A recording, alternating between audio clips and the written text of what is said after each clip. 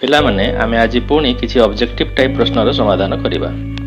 ଦେଖ ଦତ୍ତ ଚିତ୍ରରେ ବୃତ୍ତ ପ୍ରତି AB ଏବଂ AC ଦୁଇ ଗୋଟି ସ୍ପର୍ଶକ ଅଟନ୍ତି ଏବଂ BOC କୋଣର ପରିମାଣ 120 ଡିଗ୍ରୀ ହେଲେ ଆମେ BAC କୋଣର ପରିମାଣ ନିର୍ଣ୍ଣୟ କରିବା। ଏଠାରେ ଲକ୍ଷ୍ୟ କର ଯେ AB ସ୍ପର୍ଶକର ବୃତ୍ତଠାରେ ସ୍ପର୍ଶ ବିନ୍ଦୁ ହେଉଛି B ବିନ୍ଦୁ ଏବଂ B ଠାରେ ବୃତ୍ତର କେନ୍ଦ୍ରରୁ ଅଙ୍କିତ ଲମ୍ବ ହେଉଛି OB। ତେଣୁ ଆମେ ଲେଖିପାରିବା ଯେ OB ଲମ୍ବ AB ସ୍ପର୍ଶକ। ସେହିଭଳି ବୃତ୍ତର କେନ୍ଦ୍ରରୁ ସ୍ପର୍ଶକ ACର ବୃତ୍ତ ପ୍ରତି ସ୍ପର୍ଶ ବିନ୍ଦୁ C ଠାରେ ଲମ୍ବ ହେଉଛି OC। ତେଣୁ ଲେଖିପାରିବା OC ଲମ୍ବ AC ସ୍ପର୍ଶକ। ତେଣୁ ଆମେ ଏଠାରେ କହିପାରିବା ଯେ measure angle OBA equal to 90 degree।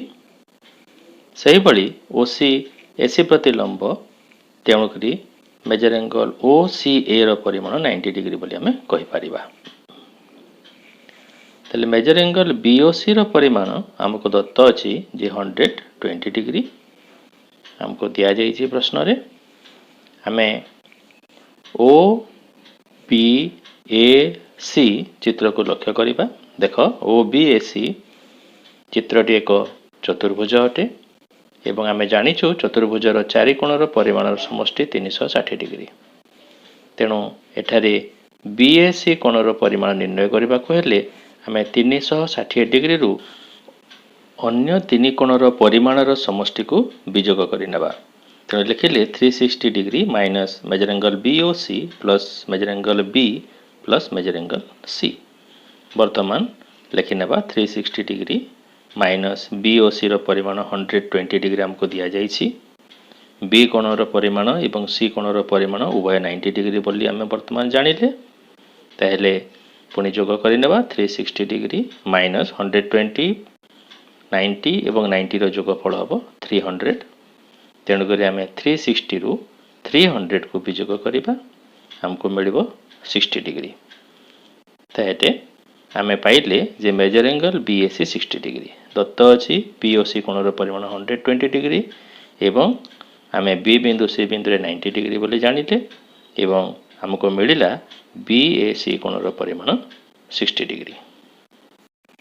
ବର୍ତ୍ତମାନ ଦେଖ ଦତ୍ତ ଚିତ୍ରରେ ABCର ଅନ୍ତର୍ବୃତ୍ତ PQR, BQର ଦୈର୍ଘ୍ୟ 8 ସେଣ୍ଟିମିଟର, PC 6 ସେଣ୍ଟିମିଟର ଏବଂ ABC ତ୍ରିଭୁଜର ପରିସୀମା 36 ସେଣ୍ଟିମିଟର ହେଲେ ABର ଦୈର୍ଘ୍ୟ ଆମେ ନିର୍ଣ୍ଣୟ କରିବା। ଦେଖ ଏଠାରେ ABC ତ୍ରିଭୁଜର ଅନ୍ତର୍ବୃତ୍ତ ହେଉଛି PQR, ଅର୍ଥାତ୍ A, B ଏବଂ C ବିନ୍ଦୁ ବୃତ୍ତର ବହିସ୍ଥ ବିନ୍ଦୁ ଅଟନ୍ତି। B ବିନ୍ଦୁରୁ ଆମେ ଯଦି ଲକ୍ଷ୍ୟ କରିବା BA ସ୍ପର୍ଶକ ଏବଂ BC ସ୍ପର୍ଶକ ଅଙ୍କିତ ହୋଇଛି, ଯେଉଁ ଜାଗାରେ ସ୍ପର୍ଶକ ଖଣ୍ଡ ହେବ BQ ଏବଂ BP। ତେଣୁକରି PQ ଇକ୍ୱାଲ୍ ଟୁ BP ସମାନ 8 ସେଣ୍ଟିମିଟର ଲେଖିପାରିବା। କାରଣ ଆମେ ଆଗରୁ ପଢ଼ିଛୁ ବୃତ୍ତର ବହିସ୍ଥ ବିନ୍ଦୁରୁ ବୃତ୍ତ ପ୍ରତି ଅଙ୍କିତ ସ୍ପର୍ଶକ ଖଣ୍ଡ ଦ୍ୱୟର ଦୈର୍ଘ୍ୟ ସମାନ। ଠିକ୍ ସେହିଭଳି C ବିନ୍ଦୁରୁ ଅଙ୍କିତ ସ୍ପର୍ଶକ ଖଣ୍ଡ PC ଏବଂ CRର ଦୈର୍ଘ୍ୟ ସମାନ ହେବ, ଉଭୟ 6 ସେଣ୍ଟିମିଟର ହେବେ। ଏବଂ A ବିନ୍ଦୁରୁ ଅଙ୍କିତ ସ୍ପର୍ଶକ ଖଣ୍ଡ ଦ୍ୱୟ ମଧ୍ୟ AQ ଏବଂ AR ସେମାନଙ୍କର ଦୈର୍ଘ୍ୟ ମଧ୍ୟ ସମାନ ହେବ। କିନ୍ତୁ ଏଠାରେ AQ ଏବଂ ARର ଦୈର୍ଘ୍ୟକୁ ଆମେ X ନେବା ଏବଂ AB, BC ଏବଂ AC ଯାହାକି ତ୍ରିଭୁଜର ତିନି ବାହୁର ଦୈର୍ଘ୍ୟ ତାର ସମଷ୍ଟି ବା ପରିସୀମା ଦିଆଯାଇଛି 36 ସେଣ୍ଟିମିଟର। ତେଣୁକରି ଆମେ ABର ଦୈର୍ଘ୍ୟ ଲେଖିବା 8 ପ୍ଲସ୍ X, BCର ଦୈର୍ଘ୍ୟ ଲେଖିବା 8 ପ୍ଲସ୍ 6 କାରଣ BP ପ୍ଲସ୍ PC। BC ହେଉଛି 8 ପ୍ଲସ୍ 6 ସମାନ 14 ସେଣ୍ଟିମିଟର। ତେଣୁକରି BC ଜାଗାରେ 14 ସେଣ୍ଟିମିଟର ଲେଖିଲେ ଏବଂ ସେହିଭଳି AC ମଧ୍ୟ ହେବ 6 ପ୍ଲସ୍ X କାରଣ ACର ଦୈର୍ଘ୍ୟ AR ପ୍ଲସ୍ RC। ଉଭୟ ଲେଖି ସାରିଲା ପରେ ଆମେ ଲେଖିପାରିବା ଯେ ପରିସୀମା 36, ତେଣୁକରି ଲେଖିପାରିବା 2X plus 28 equal to 36 or 2X equal to 36 minus 28 equal to 8। ଏବେ X ର ମୂଲ୍ୟ ଆମେ ପାଇବା 8/2 equal to 4 ସେଣ୍ଟିମିଟର। ଆମକୁ ପ୍ରଶ୍ନରେ ପଚରାଯାଇଛି ଯେ ABର ଦୈର୍ଘ୍ୟ କେତେ? AB ଆମେ ଆଗରୁ କହିଛୁ ଯେ X ପ୍ଲସ୍ 8, ତେଣୁ X ର ମୂଲ୍ୟ ସ୍ଥାପନ କରିବା 4 4 যোগ 8 সমান 12 অর্থাৎ এবি ର ଦୈର୍ଘ୍ୟ ହେବ 12 সেন্টিমিটার। ଦୁଇଟି ଏକକେନ୍ଦ୍ରିକ ବୃତ୍ତ ମଧ୍ୟରୁ ବଡ଼ ବୃତ୍ତର ଏକ ଜ୍ୟା এবি ସାନ ବୃତ୍ତକୁ ପି ବିନ୍ଦୁରେ ସ୍ପର୍ଶ କରେ। ବୃତ୍ତଦ୍ୱୟର ବ୍ୟାସାର୍ଦ୍ଧ 10 ସେଣ୍ଟିମିଟର ଏବଂ 6 ସେଣ୍ଟିମିଟର ହେଲେ এবি ର ଦୈର୍ଘ୍ୟ କେତେ ନିର୍ଣ୍ଣୟ କରିବା। ଦେଖ ଆମେ ବୃତ୍ତଦ୍ୱୟକୁ ନାଁ ଦେଇଛୁ S1 ଏବଂ S2। S1 ଏବଂ S2 ବୃତ୍ତଦ୍ୱୟର କେନ୍ଦ୍ରବିନ୍ଦୁ ହେଉଛି O ଅର୍ଥାତ୍ ବୃତ୍ତଦ୍ୱୟ ଏକକେନ୍ଦ୍ରିକ ବୃତ୍ତ ଅଟନ୍ତି। ଏଠାରେ ଲକ୍ଷ୍ୟ କର ଯେ AB ରେଖାଖଣ୍ଡଟି S1 ବୃତ୍ତର ଏକ ସ୍ପର୍ଶକ ଅଟେ ଏବଂ S2 ବୃତ୍ତର ଏହା ଏକ ଜ୍ୟା ଅଟେ। ଯେହେତୁ S1 ବୃତ୍ତର ସ୍ପର୍ଶକ ଆମେ ଏଠାରେ ଲକ୍ଷ୍ୟ କରୁଛୁ P ହେଉଛି ସ୍ପର୍ଶ ବିନ୍ଦୁ ଏବଂ OP S1 ବୃତ୍ତର ବ୍ୟାସାର୍ଦ୍ଧ AB ପ୍ରତି ଲମ୍ବ। କାରଣ ସ୍ପର୍ଶବିନ୍ଦୁଗାମୀ ବ୍ୟାସାର୍ଦ୍ଧ ସ୍ପର୍ଶକ ପ୍ରତି ଲମ୍ବ OP AB ପ୍ରତି ଲମ୍ବ ଅଟେ। ଆମକୁ ଦିଆଯାଇଛି OA ଇକ୍ୱାଲ୍ ଟୁ 10 ସେଣ୍ଟିମିଟର ଯାହାକି ବଡ଼ ବୃତ୍ତର ବ୍ୟାସାର୍ଦ୍ଧ ଏବଂ OP ହେଉଛି ସାନ ବୃତ୍ତର ବ୍ୟାସାର୍ଦ୍ଧ ତାହା ହେଉଛି 6 ସେଣ୍ଟିମିଟର। ବର୍ତ୍ତମାନ ଆମେ OAP ସମକୋଣୀ ତ୍ରିଭୁଜ ଲକ୍ଷ୍ୟ କରିବା।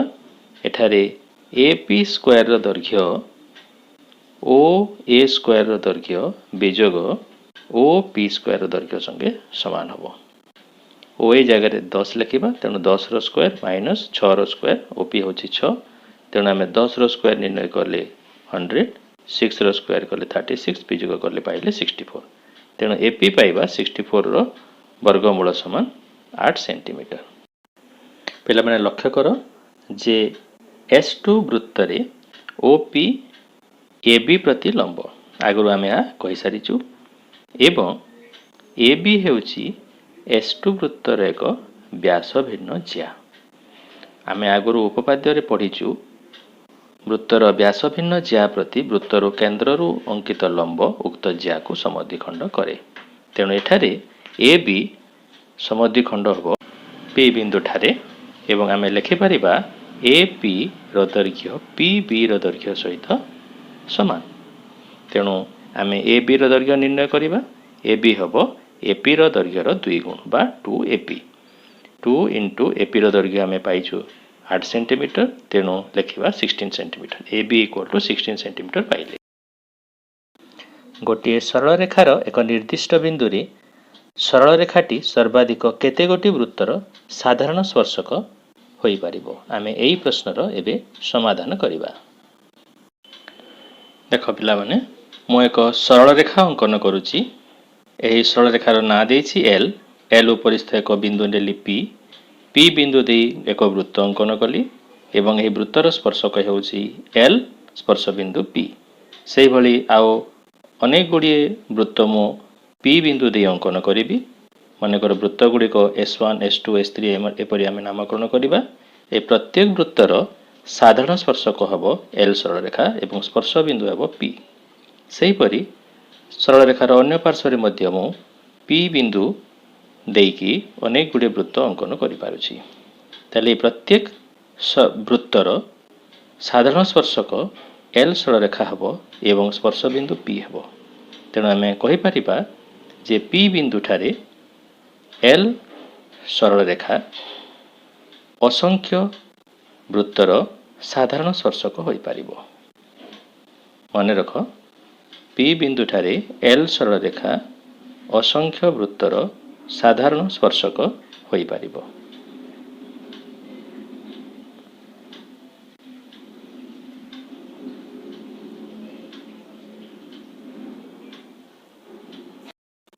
ବର୍ତ୍ତମାନ ଆମେ ପରବର୍ତ୍ତୀ ପ୍ରଶ୍ନକୁ ଯିବା।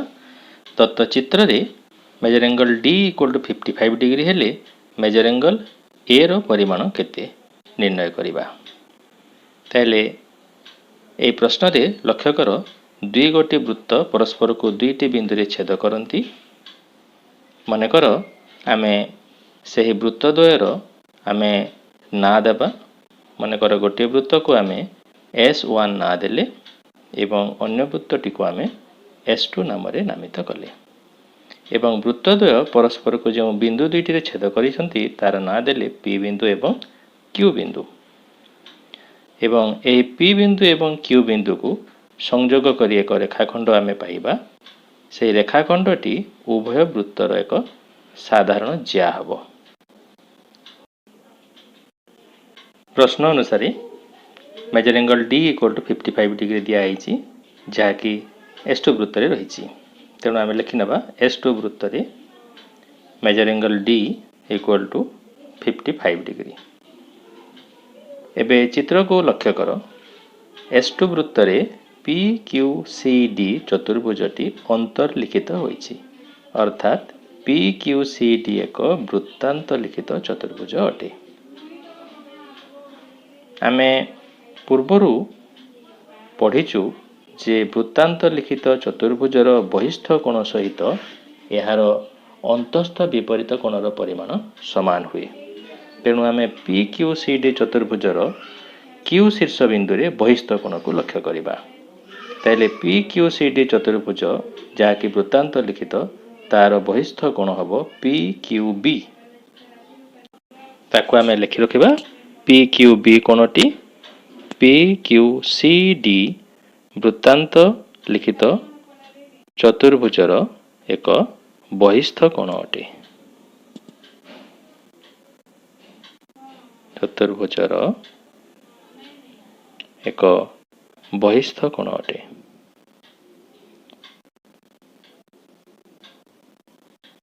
आमे पूर्वर पढ़ीचु जहाँ PQB कोण PDC कोणर परिमाण सहित समान होबो। कारण PQB हेउची वृत्तांत लिखित चतुर्भुजर बहिस्थ कोण एवं यार अंतस्थ विपरीत कोण हेउची PDC कोण। तेणु PDC कोणर परिमाण जेहेतु 55 डिग्री PQB कोणर परिमाण मध्य 55 डिग्री हबो। एबे S1 वृत्त को लक्ष्य कर जे S1 वृत्त रे ABQP एक वृत्तांत लिखित चतुर्भुज। ABQP एक वृत्तांत लिखित चतुर्भुज एवं वृत्तांत लिखित चतुर्भुजर विपरीत कोण मान परस्पर परिपूरक अटंती अर्थात सेमानकर परिमाणर समष्टि 180 डिग्री। तेने एठारे ABQP वृत्तांत लिखित चतुर्भुजर विपरीत कोण A एवं Q को आमे लक्ष्य करिबा। Measure angle A plus measure angle Q equal to 180 degree हबो। A कोणर परिमाण एवं Q कोणर परिमाण Q कोण को जदि हम पूर्ण संपूर्ण लिखिबा PQB कोण लिखि परिबा। तेणु measure angle A plus measure angle PQB equal to 180 degree. तेणु A कोणर परिमाण equal to 180 degree minus measure angle PQB कोण और 180 माइनस PQB रो आमे वर्तमान मूल्य पाइले 55 डिग्री। तेणु बीजोग कले पाइबा 125 डिग्री। तेणु A कोणर परिमाण मिलिला 125 डिग्री।